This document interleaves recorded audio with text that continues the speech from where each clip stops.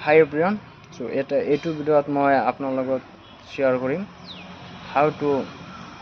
speaking with friendship. So friendshipত কেনেকৈ কথা পাতিব যদি আপোনাৰ ফ্ৰেণ্ডে সুধিলে how are you আপুনি ক'ব পাৰে I'm fine,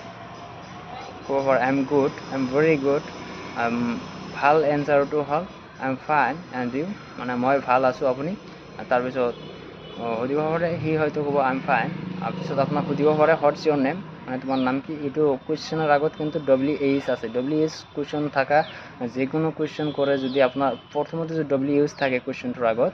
সেইটো কোৱেশ্চন কিন্তু WH কোৱেশ্চন কোৱা হয় WH কোৱেশ্চনৰ আপুনি কিন্তু ডাইৰেক্টলি yes or no দি আপুনি ক'ব নোৱাৰে যদি সুধে you are eating rice আপুনি ক'ব পাৰে yes or no কিন্তু WH কোৱেশ্চনটো ক'ব নোৱাৰে যেনেকৈ প্ৰথমৰ কোৱেশ্চনটো আছিল how are you আপুনি ক'ব পাৰে I'm fine এটা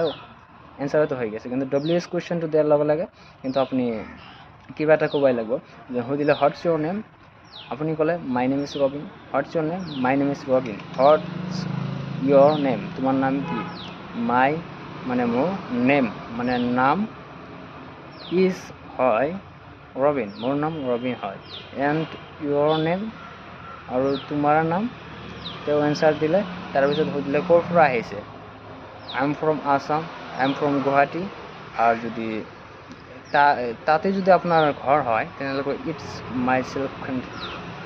মাই সেল্ফ কাণ্ট্ৰি মানে it's my locality this is my locality আপোনাৰ লোকেলিটি মানে সেইখিনি আপোনাৰ জেগা